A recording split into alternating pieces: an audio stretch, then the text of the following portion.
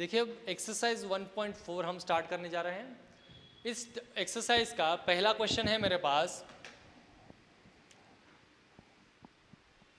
Using rules of negation write the negations of the following with justification. कौन सा rule with justification मतलब कौन सा रूल हमने यहाँ पर यूज किया है वो रूल हमें वहाँ पर लिखना पड़ता है। ठीक है, तो देखिए पहला स्टेटमेंट है मेरे पास यहाँ पर, negation of Q implies P। पहला क्वेश्चन, उसका पहला सब क्वेश्चन है negation of Q implies P। अब यहाँ पर क्या करना है हमें, अगर निगेशन दिया है किसी स्टेटमेंट का, कोई प्रॉब्लम नहीं है, कोई दिक्कत नहीं है, कोई टेंशन नहीं लेना है। कितने स्टेटमेंट यूज किए हैं, एरो से पहले एक है और एरो के बाद एक है, मतलब दो ही स्टेटमेंट है। इम्प्लीकेशन देखिए, इम्प्लीकेशन का क्या था हमारे पास, इक्वालेंस। अगर P इम्प्लाइज Q अगर हम करते हैं, अब यहाँ पर P और Q एग्जाम्पल में गिवन है, इसलिए मैं क्या करता हूँ A और B यूज करता हूँ। ठीक है, तो अगर A इम्प्लाइज B हमें गिवन है तो उसका लॉजिकल इक्वालेंस क्या है हमारे पास, निगेशन A और B। ठीक है, तो यहाँ पर भी हमें यही अप्लाई करना है।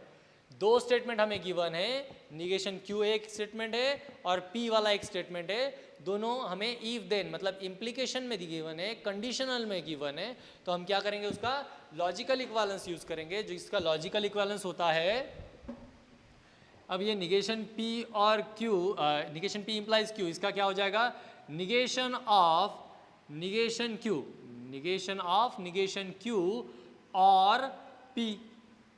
करेक्ट, लॉजिकल इक्वालेंस हमने यूज किया तो निगेशन ऑफ, देखिए यहाँ पर क्या कौन सा लॉ यूज किया हमने, इम्प्लीकेशन या कंडीशनल लॉ, इसको कहा जाता है इम्प्लीकेशन और कंडीशनल लॉ। ओके, यहाँ पर फिर बन जाएगा ये, देखिए निगेशन ऑफ निगेशन यूज हो रहा है यहाँ पर फिर से। निगेशन ऑफ निगेशन मतलब Q और P। यहाँ पर कौन सा लॉ यूज किया, सबसे लास्ट वाला जो हमने यूज किया, जो हमने देखा था निगेशन ऑफ निगेशन, कौन सा था, 11 नंबर का इन्वोल्यूशन लॉ। ठीक है, ये हर एक लॉ थ्योरेटिकल पेपर जब हम लिखते हैं तो थ्योरेटिकल पेपर में ये लॉज का नाम लिखना बहुत ही इंपॉर्टेंट बनता है। अगर आप अबाउ 90 स्कोर करने जा रहे हो मैथमेटिक्स में तो आपके लिए ये लॉज के नाम लिखना हाफ मार्क देने का मतलब ये प्लस पॉइंट होता है आपको। अगर आप ये नहीं लिखोगे तो हाफ मार्क कट भी हो सकता है, या हाफ मार्क सिस्टम यहाँ पर नहीं है लेकिन मार्क कट हो सकते हैं यहाँ पर। ठीक है, अगर आपने लॉ नहीं लिखा है तो। ठीक है, या फिर यहाँ पर ऐसा कंक्लूजन भी किया जा सकता है कि आपने किसी का तो भी कॉपी पेस्ट किया हो। ठीक है, तो आपको क्या करना है, लॉज के रूल्स जो भी रूल्स आपने यूज़ किया है या जो भी लॉ आपने यूज़ किया है उसका नेम यहाँ पर लिखना है, उसका नाम यहाँ पर लिखना है। ये हो गया हमारा फर्स्ट क्वेश्चन। इसके बाद का मेरे पास क्वेश्चन है, P एंड निगेशन Q।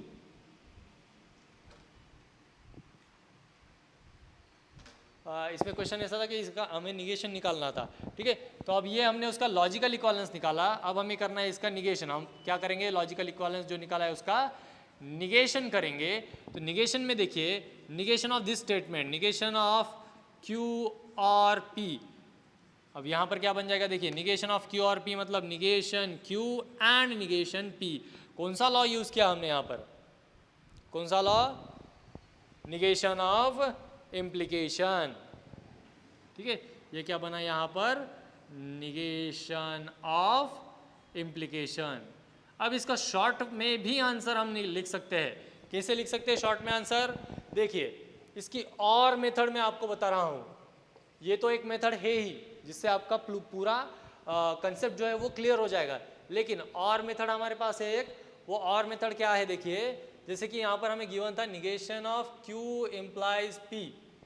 ठीक है, जैसे कि हमें देखिए अब और मेथड में आपको बताने जा रहा हूँ। और मेथड में देखिए क्या है, हमें निगेशन Q इम्प्लाइज P ये दिया था, तो डायरेक्टली हम क्या कर सकते हैं, इसका जो इक्वालेंस है वो पहले इक्वालेंस लिख लेंगे। इक्वालेंस हो जाता है निगेशन Q और P, और डायरेक्टली हम क्या करेंगे, अब ये जो है इसको निगेशन अप्लाई करेंगे। ठीक है, तो ये बन गया हमारा Q और P, और इसको अगर हम निगेशन लगाते हैं तो डायरेक्टली मिल जाएगा हमें negation Q and negation P। देखिए ऐसा ही है पूरा, लेकिन यहाँ पर क्या किया हमने, ये लॉज के नाम नहीं लिखे, डायरेक्टली हमने यहाँ पर लिख दिया। या फिर आप ऐसा भी कर सकते हो, इस ब्रैकेट को भी डायरेक्ट निगेशन लग दो, लेकिन आपका कन्फ्यूजन सबसे कम हो इसलिए मैंने ये मेथड आपको बताई, ठीक है।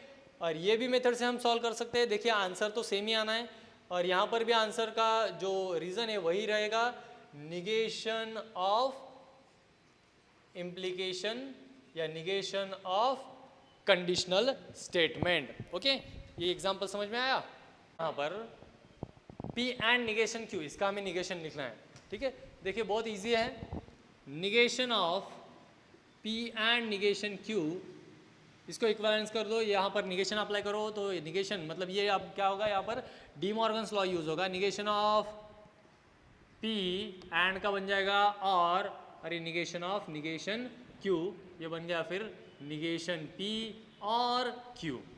क्या किया हमने, यहाँ पर कौन सा लॉ किया, बीच में कौन सा साइन था, एंड, तो यहाँ पर हमारा रीजन बन जाएगा निगेशन ऑफ कंजंक्शन, ठीक है। समझ में आया। एक और एग्जांपल हम देखते हैं इसमें, जो थोड़ा सा लेंदी हो, थोड़ा बड़ा हो। हमारे एक्सरसाइज में क्वेश्चन नंबर 4 है, मतलब इसी क्वेश्चन का सब क्वेश्चन नंबर 4 है। देखिए मेरे पास अभी ये एग्जांपल है, P और निगेशन Q एंड R, ठीक है। अब यहाँ पर हुआ क्या है, देखिए दो यहाँ पर कनेक्टिव्स यूज किए गए हैं, एक है और दूसरा है एंड। अब यहाँ पर अगर हम जब निगेशन लगाएंगे तो P और निगेशन Q एंड R, इसमें होगा क्या, देखिए सबसे पहले तो इस और के लिए निगेशन लगेगा, क्योंकि ये ब्रैकेट एक क्वांटिटी है और ये R एक क्वांटिटी है, ठीक है। सो ये निगेशन लगने के बाद क्या हो जाएगा, ये टर्म देखिए, negation of this bracket P और निगेशन Q, ये एंड का बन गया और निगेशन ऑफ और। अब यहाँ पर हुआ क्या, यहाँ पर एक स्टेप में एक चेंज हो गया। क्या चेंज हुआ, इस एंड का ये और हो गया, मतलब ये हो गया निगेशन ऑफ कंजंक्शन। अब निगेशन ऑफ कंजंक्शन बना, यहाँ फिर से ये ब्रैकेट है, ब्रैकेट में दो टर्म है। जैसे इस स्टेप में ये ब्रैकेट को निगेशन अप्लाई करने के बाद हमें क्या मिला था, डायरेक्टली सॉल्यूशन मिला था, ठीक है। तो इस स्टेप में वैसा मिलाएगा कुछ नहीं, लेकिन यहाँ पर अभी भी क्या है, ये ब्रैकेट रिमेनिंग है जिसको निगेशन का साइन वैसे का वैसा ही है। तो इसको अगर हम सॉल्व करें आगे तो क्या हो जाएगा, देखिए ये निगेशन ऑफ P अंदर लग जाएगा, निगेशन ऑफ P और का बन जाएगा and negation of negation Q और निगेशन R, ठीक है। अब यहाँ पर देखिए ये स्टेप में क्या हो गया, कौन सा निगेशन यूज किया हमने, negation of disjunction, okay, negation of disjunction use किया और फाइनल आंसर हमारा वो आ गया, देखिए negation of P and negation of negation मतलब Q और निगेशन R। ये हो गया हमारा उसका निगेशन। और ये ब्रैकेट वाली टर्म चाहे तो आप यहाँ पर इसको ब्रैकेट में भी रख सकते हो, कोई प्रॉब्लम नहीं है, ठीक है। ये टर्म मैंने फिर से एंड में ब्रैकेट में रख दी, ओके। ये हो गया हमारा फाइनल आंसर, निगेशन ऑफ, अगर ये स्टेटमेंट हमें चाहिए तो इन ब्रैकेट P और निगेशन Q एंड R, तो उसका निगेशन क्या मिला, निगेशन P एंड Q और निगेशन R, ओके। समझ में आया ये एग्जांपल। अब एक और थोड़ा सा बड़ा वाला एग्जांपल इसमें से देखते हैं हम, जो है क्वेश्चन नंबर 7, ठीक है। हमारे पास है क्वेश्चन नंबर 7, जिस क्वेश्चन में हमें गिवन है P और निगेशन Q, P और निगेशन Q, आगे है implies that P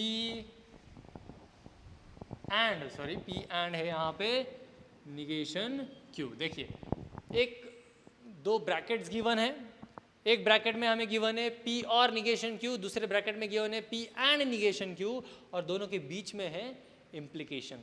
अब इसका निगेशन हमें चाहिए, the negation of this particular statement. इसको लिखने के लिए ये थोड़ा सा बड़ा लेंदी एग्जांपल होने वाला है as compared to previous one, ठीक है।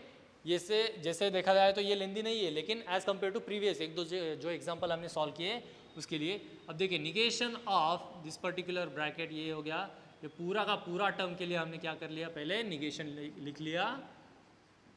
तो अब देखिए ये निगेशन अप्लाई करेंगे हम। निगेशन अप्लाई करने से पहले हमें क्या करना है, ये इम्प्लीकेशन को उसके सिंपलेस्ट फॉर्म में हमें लाना पड़ेगा। तो अब इसका क्या बनेगा, ये देखिए निगेशन ऑफ दिस ब्रैकेट,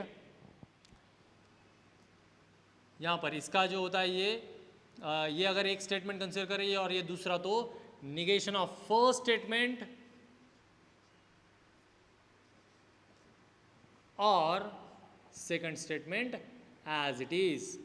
ये इम्प्लीकेशन रूल हमने यूज़ किया है, इम्प्लीकेशन का इक्वालेंस जो अभी थोड़ी देर पहले हमने यूज़ किया पढ़ा है, या उसके पहले दो बार पढ़ा है। तो क्या होता है, अगर इस स्टेटमेंट को अगर हम P कंसिडर करें और इसको अगर Q कंसिडर करें, तो P इम्प्लाइज Q का लॉजिकल इक्वालेंस क्या मिलता है हमें, निगेशन P और Q।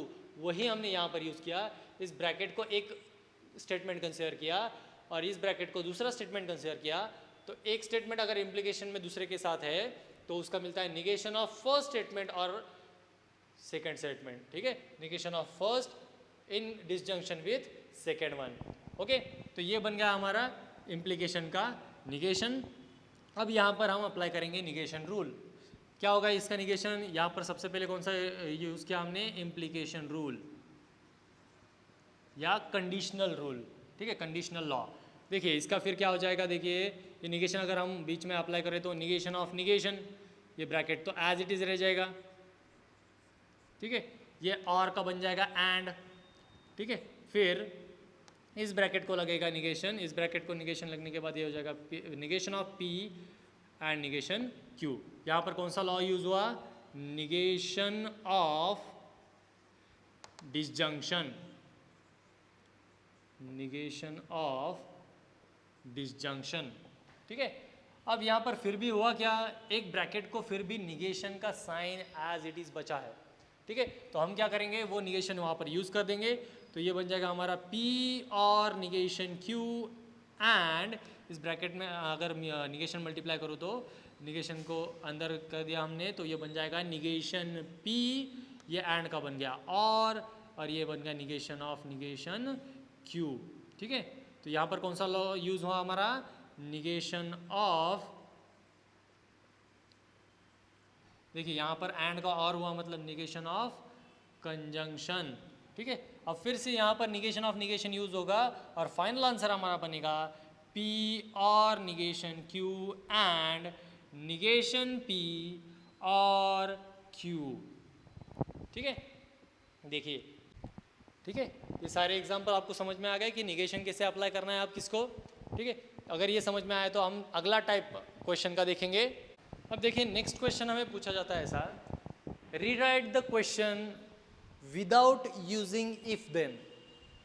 क्वेश्चन में इफ देन मतलब कंडीशनल स्टेटमेंट यूज किया होगा, कंडीशनल स्टेटमेंट गिवन होगा, उसको इफ देन हटाकर हमें लिखना है, ठीक है। इफ देन हटाकर लिखना मतलब क्या है, क्या करना पड़ेगा, अगर आपके दिमाग में आया है कि इफ देन हटाना मतलब P इम्प्लाइज Q का लॉजिकल इक्विवेलेंस लेना, तो आप बहुत सही जा रहे हो, आपकी प्रैक्टिस एकदम परफेक्ट चल रही है, ठीक है। अगर नहीं आया तो कोई प्रॉब्लम नहीं, अब मैं बता रहा हूँ, समझ लो, ठीक है। क्वेश्चन नंबर 2 में हमें क्या होता है, rewrite the statement without using if then. तो एक एग्जाम्पल हम ये लेते हैं हमारे एक्सरसाइज का।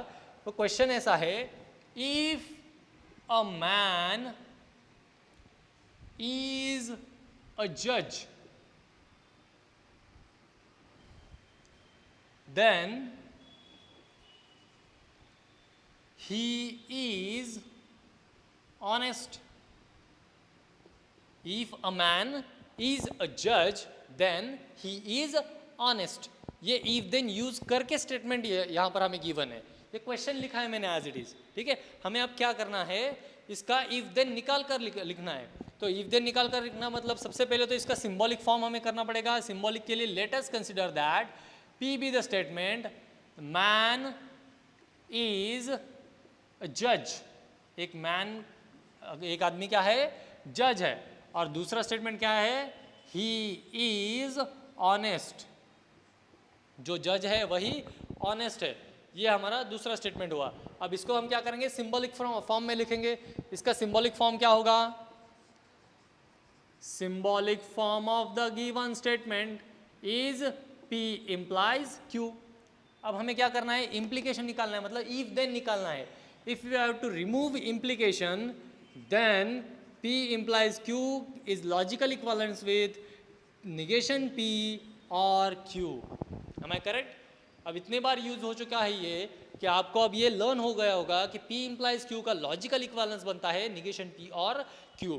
ठीक है, अब यहाँ पर देखिए निगेशन P और Q अगर हम यहाँ पर इस पर्टिकुलर स्टेटमेंट को कंसिडर करें, या ये जो कुछ भी हमारा लॉजिकल कनेक्टिव्स यूज़ करने के बाद जो स्टेटमेंट हमें मिला है, इसमें कहीं पर भी आपको ये एरो दिख रहा है क्या, नहीं दिख रहा। मतलब यहाँ पर क्या हो गया, इफ देन कंडीशनल स्टेटमेंट जो था हमने उसको इफ देन उसमें से रिमूव कर दिया। अब सिर्फ करना क्या है, ये जो हमने सिंबॉलिक फॉर्म में सॉल्व किया है इसको वर्बल फॉर्म में लिखना है। मतलब निगेशन पी स्टेटमेंट क्या है, मैन इज अ जज, तो इसका निगेशन क्या हो जाएगा,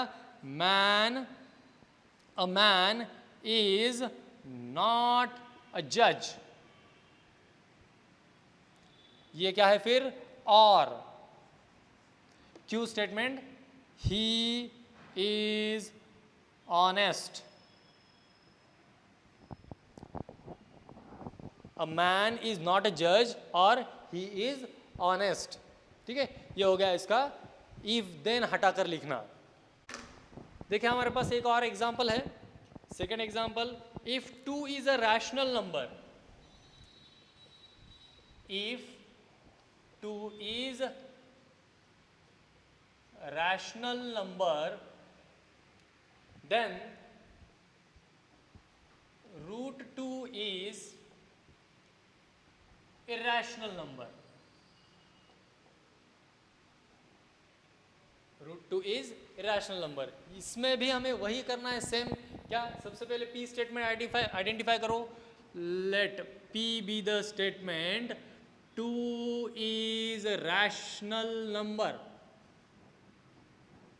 Q be the statement root 2 is irrational number। ठीक है, अब इसका logical equivalence P implies Q, क्योंकि if then यूज किया है, सिंबॉलिक इसका रिप्रेजेंटेशन, और लॉजिकल इक्विवेलेंस देखे तो निगेशन P और Q आता है। तो निगेशन P मतलब 2 is not rational number और root 2 is irrational number। ठीक है, समझ में आइए। if then हटा के कैसे लिखना है, ठीक है, if then हटा के कैसे लिखते हैं, हम उसका लॉजिकल इक्विवेलेंस यूज करते हैं। अगर आपको कोई स्टेटमेंट, कोई क्वेश्चन ऐसा पूछा गया है कि write down the statement by removing if and only if, मतलब आप क्या करना है, बाय कंडीशनल स्टेटमेंट को रिमूव करना है। बाय कंडीशनल स्टेटमेंट को रिमूव करते वक्त क्या करेंगे हम, जैसे कि यहाँ पर हमने यूज़ किया P इम्प्लाइज Q, तो बाय कंडीशनल होता है P डबल इम्प्लाइज Q।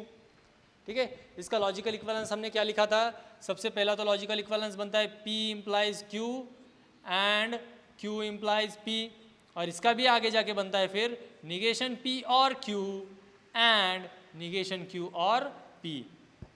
तो अगर बाय कंडीशनल स्टेटमेंट हटा के हमें कुछ लिखने के लिए कहा जाए तो हम क्या करेंगे, ये यूज करेंगे उसका सिंबॉलिक फॉर्म और फिर वर्बल में उसको कन्वर्ट कर देंगे। समझ में आई बात? ओके, तो अगला हमारा क्वेश्चन है यहाँ पर क्वेश्चन नंबर 3। देखिए अब जो मैंने आपको लॉज पढ़ाया, अलजेब्रा ऑफ लॉजिकल स्टेटमेंट पढ़ाया, उसमें जो बार बार मैं वर्ड यूज कर रहा था कि रिडक्शन रिडक्शन रिडक्शन, वो रिडक्शन क्या है वो अब हमें क्वेश्चन नंबर 3 में दिखेगा।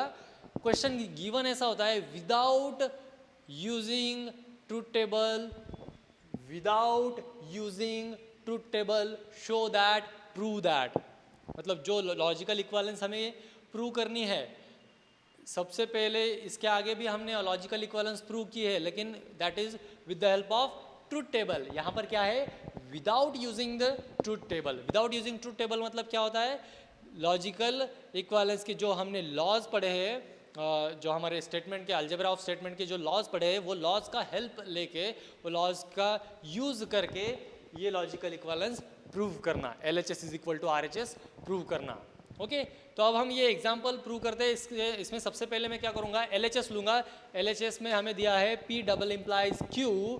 सो देखिए LHS में यहाँ पर P डबल इम्प्लाइज Q, इसका मतलब क्या होता है, अभी थोड़ी देर पहले ये एग्जाम्पल, इसके पहला वाला जो था रिमूविंग बाय कंडीशनल, उसमें भी हमने ये यूज़ किया था। तो ये बन जाता है P implies Q and Q implies P।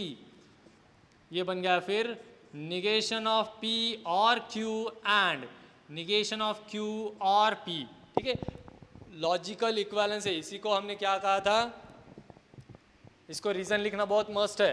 क्या रीजन है इसका, बाय कंडीशनल लॉ या double implication law, bye conditional law या डबल इम्प्लीकेशन लॉ। यहाँ पर जिस स्टेप पे हम यूज़ कर रहे हैं उसी स्टेप को उसको रीज़न देना ज़रूरी है। जैसे आप ज्योमेट्री के थ्योरम लिखते थे, थ्योरम में जो स्टेप आपने लिखी है उसका रीज़न लिखते थे, सेम वैसा ही यहाँ पर आपको क्या करना है कि जो स्टेटमेंट जहाँ से भी आया है वो किस लॉ के यूज़ से आया है, किस लॉ का यूज़ करने के बाद आया है, वो हमें चेक करना है और उसी का रीज़न आपको सामने लिख देना है। अब यहाँ पर देखिए, अब हम क्या करेंगे, यहाँ पर देखिए, यहाँ पर ये निगेशन P और Q एंड है। अब हम यहाँ पर क्या कर सकते हैं, डिस्ट्रीब्यूटिव लॉ यूज़ कर सकते हैं। किसके ऊपर डिस्ट्रीब्यूटिव लॉ यूज़ करना है हमें, देखिए ये जो स्टेटमेंट है इसके ऊपर अब हम क्या करेंगे, डिस्ट्रीब्यूटिव लॉ यूज़ करेंगे। इस स्टेटमेंट के ऊपर अगर हमें डिस्ट्रीब्यूटिव लॉ यूज़ करना है तो क्या करेंगे, सबसे पहले ये निगेशन P, इसको ये ब्रैकेट पे अप्लाई करेंगे और ये जो Q है इसको ये ब्रैकेट पे अप्लाई करेंगे। तो वो क्या हो जाएगा, देखिए हमें पता है यहाँ पर अगर हम लेते हैं तो इसके बीच वाला जो साइन है वो साइन इस ब्रैकेट के साथ वाला लग जाएगा। मतलब डिस्ट्रीब्यूटिव लॉ अगर हमें यूज़ करना है तो ये बन जाता है निगेशन P और यहाँ का फिर वो जो ब्रैकेट में लगेगा negation P and negation Q और P, फिर ये हो गया पहला ब्रैकेट क्लोज और Q एंड निगेशन Q और P। ओके तो ये देखिए यहाँ पर ये निगेशन P एंड ये निगेशन P है, ये एंड है, यहाँ पर अप्लाई किया। फिर ये और दोनों ब्रैकेट को सेपरेट करने के लिए यूज़ होगा Q एंड निगेशन Q और P। अब यहाँ पर देखिए फिर से ये कौन सा लॉ यूज़ किया हमने, उस लॉ का हमें नाम लिखना है।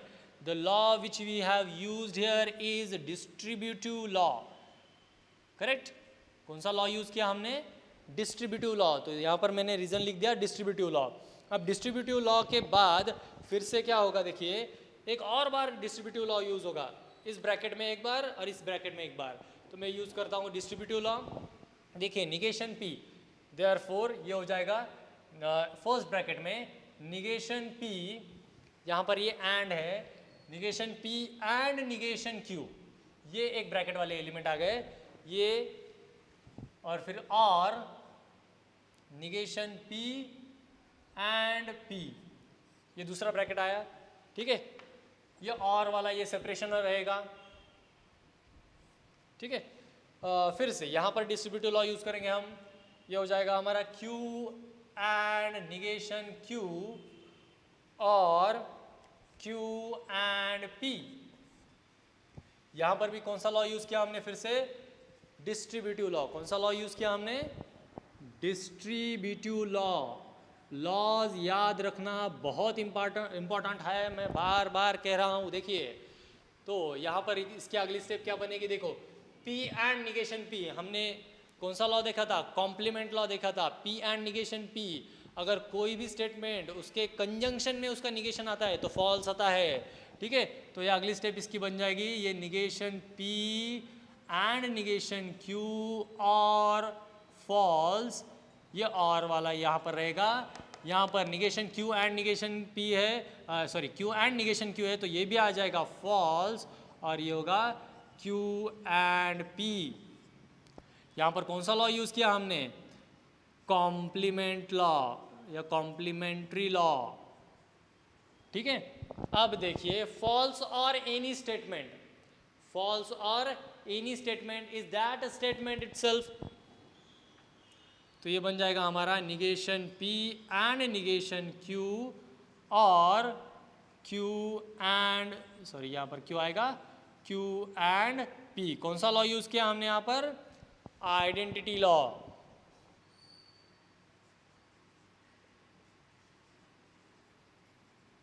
देखिए शायद प्रूव हो चुका है।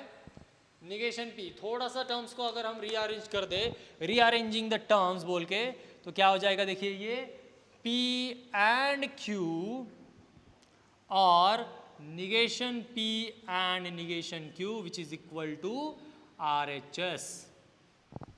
ठीक है, तो ये होता है रिडक्शन। LHS को RHS से प्रूव करना without using truth table, logical equivalence दिखाना विदाउट यूजिंग ट्रूथ टेबल, मतलब होता है रिडक्शन, जो वर्डिंग में आज के लेक्चर में बार बार यूज कर रहा हूं। ठीक है, समझ में आई ये बात? How to use those laws, those 11 laws to reduce or to show the logical equivalence between two statements। ठीक है, समझ में आई ये बात? एक और एग्जांपल हम इसका लेते हैं। ठीक है, देखिए अब हमारा अगला क्वेश्चन, मतलब इसी का सब क्वेश्चन नंबर 3 सॉल्व कर रहा हूं मैं, 2 आपको होमवर्क कर है। तो देखिए क्वेश्चन में ऐसा गिवन है, LHS में जो टर्म्स है P एंड Q एक ब्रैकेट में है और निगेशन P एंड Q दूसरे ब्रैकेट में है और P एंड निगेशन Q तीसरे ब्रैकेट में है। ये तीनों टर्म्स और में है और हमें प्रूव क्या करना है? P और Q, मतलब P डिसजंक्शन Q। ठीक है, टर्म्स LHS में बहुत सारे हैं, लेकिन RHS में अगर हम देखें तो 2 ही टर्म्स बचते हैं और वो है P और Q। यहाँ पर देखिए इस क्वेश्चन के बारे में एक और चीज़ मैं आपको बता दूँ। अगर बोर्ड एग्जाम में आपको क्वेश्चन आया है विदाउट यूजिंग ट्रूथ टेबल और अगर आपने वहाँ पर ट्रूथ टेबल का यूज़ किया तो आपको 0 मार्क्स मिलते हैं, 1 भी मार्क्स आपको नहीं मिलेगा, क्योंकि मेथड गलत है। अगर विदाउट यूजिंग कहा गया है तो आपको रूल्स ही यूज करने हैं। अगर आपको कुछ भी दिया नहीं है, सिर्फ कहा है कि show that LHS is equal to RHS, in that case you have choice to perform it by logical truth table और बाय यूजिंग दिस रूल्स और लॉज। ठीक है, अगर कुछ भी दिया नहीं है तो हमारे पास चॉइस है, लेकिन स्ट्रिक्टली अगर फॉलो किया है कि वहाँ पे इंस्ट्रक्शंस दिए विदाउट यूजिंग ट्रूथ टेबल, तो आपको विदाउट यूजिंग ट्रूथ टेबल मतलब यूजिंग द लॉज ही सॉल्व करना है। आपका वो आंसर, वो ट्रूथ टेबल कितना भी करेक्ट हो, आपको उसको सॉल्व करने के लिए कितनी भी टाइम लगा हो, फिर भी वो आंसर आपको 1 भी मार्क नहीं देगा। इसलिए क्वेश्चन रीड करते वक्त बहुत अच्छे से रीड करो, क्वेश्चन समझ लो। जैसे मैं पहले लेक्चर से बता रहा हूँ कि अगर आपको क्वेश्चन रीड करने में कोई दिक्कत है, उसका मीनिंग लगाने में कोई दिक्कत है, तो आप उसका डिक्शनरी में देखो, अच्छे से मीनिंग लगा लो। ठीक है, लेकिन क्वेश्चन अच्छे से रीड करना बहुत ही इंपॉर्टेंट है। ठीक है, तो देखिए अब हम LHS से स्टार्ट करते हैं इसको सोल्यूशन निकालना। LHS में टर्म्स है P एंड Q और निगेशन P एंड Q और P एंड निगेशन Q।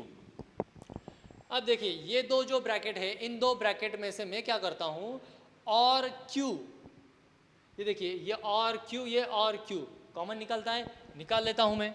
तो बचता क्या है फिर यहाँ पर? P and negation P, sorry P और निगेशन P, और है ना, दोनों ब्रैकेट में और है, सो P और निगेशन P और एंड Q कॉमन निकलता है। ठीक है, और ये बचा हुआ और P and negation Q as it is. ठीक है, तो P और निगेशन P का मतलब क्या हुआ? ये होता है ट्रू एंड ये हो जाएगा Q।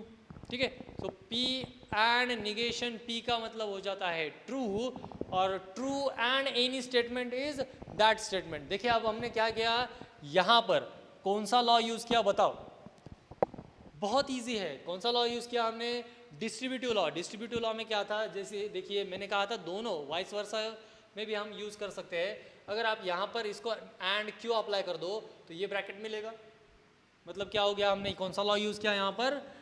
Distributive law. ठीक है, डिस्ट्रीब्यूटिव लॉ यूज किया। अब यहाँ पर ट्रू एंड Q और P and negation Q, so true and any statement is that statement, मतलब यहाँ पर क्या हो जाएगा हमारे, ये Q और P एंड निगेशन Q, मतलब ये कौन सा हो गया हमारा? आइडेंटिटी लॉ बन गया। ठीक है। अब यहाँ पर हम फिर से डिस्ट्रीब्यूटिव लॉ अप्लाई करेंगे, Q और P एंड Q और निगेशन Q। कौन सा लॉ यूज किया हमने यहाँ पर? फिर से डिस्ट्रीब्यूटिव लॉ यूज किया हमने, ठीक है। अब फिर से डिस्ट्रीब्यूटिव लॉ यूज करने के बाद हमें क्या आंसर मिला है? देखो यहां पर Q और P, ये Q और निगेशन Q, फिर से यही टर्म आ गई यहां पर। जैसे यहां पर P और निगेशन P आई थी, तो यहां पर क्या आया? Q और निगेशन Q। तो उसका आंसर क्या मिलेगा हमें? ये पहली टर्म एज इट इज रहेगी, Q और P as it is, and Q और निगेशन Q, किसी भी स्टेटमेंट का निगेशन अगर डिसजंक्शन में आता है तो उसकी वैल्यू होती है ट्रू। ये कौन सा लॉ हो गया हमारा? Complement law.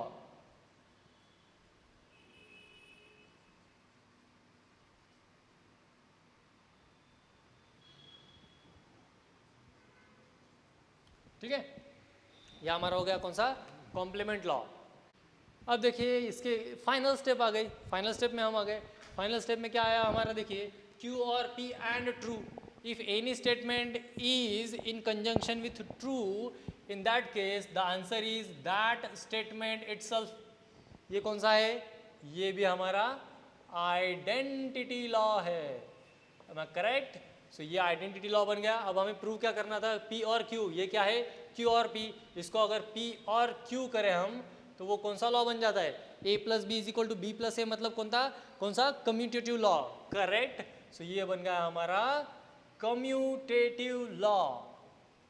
कौन सा लॉ यूज किया हमने यहाँ पर? Commutative law. अब देखिए मैंने इस एक्सरसाइज के सारे एग्जाम्पल्स, लगभग जो टफ एग्जाम्पल थे वो सारे टफ एग्जाम्पल हमने यहाँ पर सॉल्व करवा लिए हैं।